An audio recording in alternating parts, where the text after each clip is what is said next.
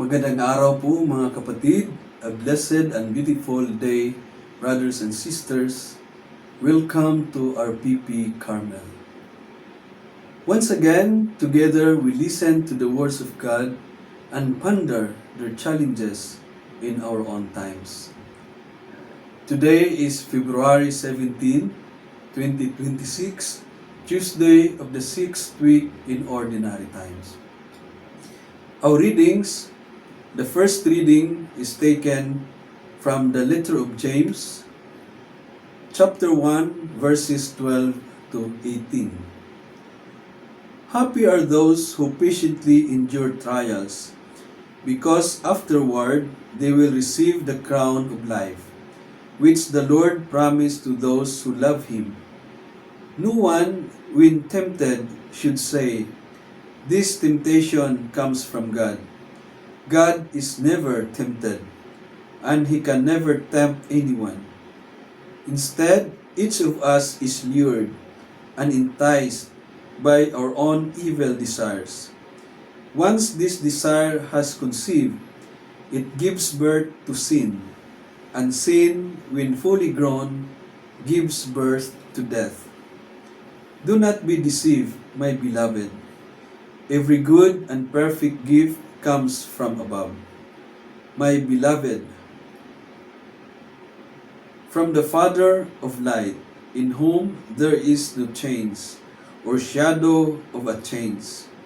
By His own will He gave us life through the word of truth, that we might be a kind of offering to Him among His creatures.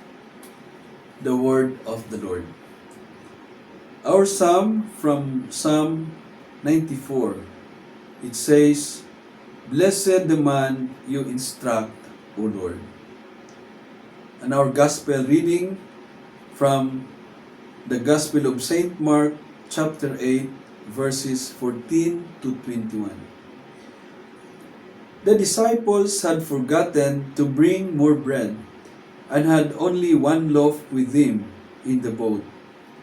Then Jesus warned them, "Keep your eyes open, and beware of the yeast of the Pharisees and the yeast of Herod." And they said to one another, "He saw that we have no bread." Aware of this, Jesus asked them, "Why are you talking about the loaves you are short of? Do you not see or understand? Are your minds closed? Have you eyes that don't see and ears that don't hear? And do you not remember when I broke the 5 loaves among 5,000? How many baskets full of leftovers did you collect?" They answered, 12. And having distributed 7 loaves to the 4,000, how many wicker baskets of leftovers did you collect? They answered, 7. Then Jesus said to them, "Do you still not understand?" The Gospel of the Lord. Praise to you, O Lord Jesus Christ. Brothers and sisters, today's readings warn us against being led astray by falsehood and calls us not to root our lives in God's truth. Especially vital in a world where misinformation spreads fast and confusion often clouds our choices. Here in the Philippines and across the globe, this message speaks directly to the challenge we face in our homes, communities, and societies. From the letter of James, James tells us that those who persevere under trial will receive the crown of life, and that God does not tempt us. Instead, temptation comes from our own desires. He emphasizes that God gives us the true word that has the power to birth us into His family. Politically, this addresses the spread of lies, disinformation, and divisive rhetoric that plagues our times. In the Philippines, as in many parts of the world, we see how false narratives can manipulate public opinion, erode trust in institutions, and turn neighbors against one another. James calls us to resist three temptations: to seek truth above all, and to hold leaders accountable to honest and just governance.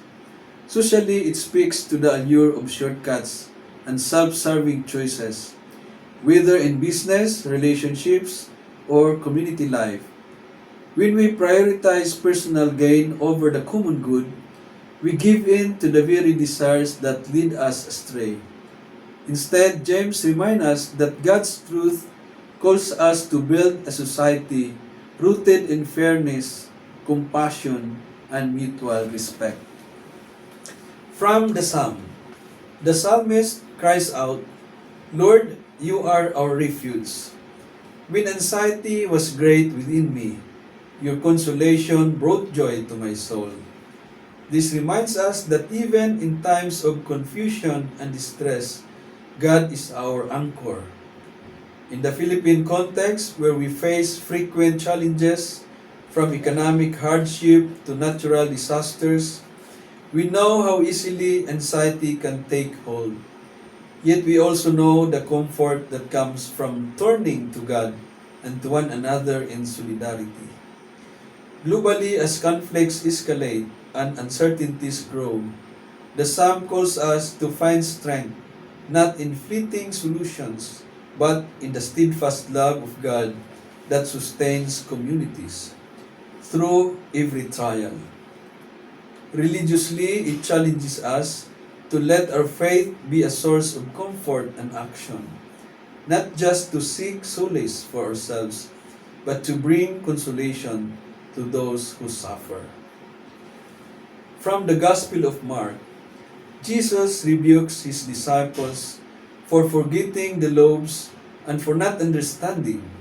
They have seen his miracles, yet their hearts remain hardened. He asked them, "Do you not yet understand?" These questions cuts to the heart of our own struggles. In the Philippines, we have witnessed remarkable acts of generosity and resilience, community coming together to help one another in crisis, individuals sacrificing for the good of others. Yet we often fail to understand the deeper message that God's provision is enough and that we are called to share abundantly with those in need. Economically, this speaks to our tendency to hoard resources out of fear, even when there is enough for all. Across the world, food is wasted while millions go hungry. Wealth is accumulated while many lack basic necessities. Jesus reminds us that true wisdom lies not in storing up for ourselves, but in trusting God and sharing what we have. It also challenges us to see beyond the surface of our problems. We may focus on immediate needs, jobs, food, shelter, but fail to address the root causes of injustice and inequality that keep people trapped in hardship. Brothers and sisters, today's readings calls us to wake up, to reject falsehood and selfishness, to root ourselves in God's truth, and to understand the deeper meaning of our faith. In the Philippines and across the globe, we have the opportunity to be bearers of the truth, speaking honestly, acting justly, and sharing generously with our neighbors.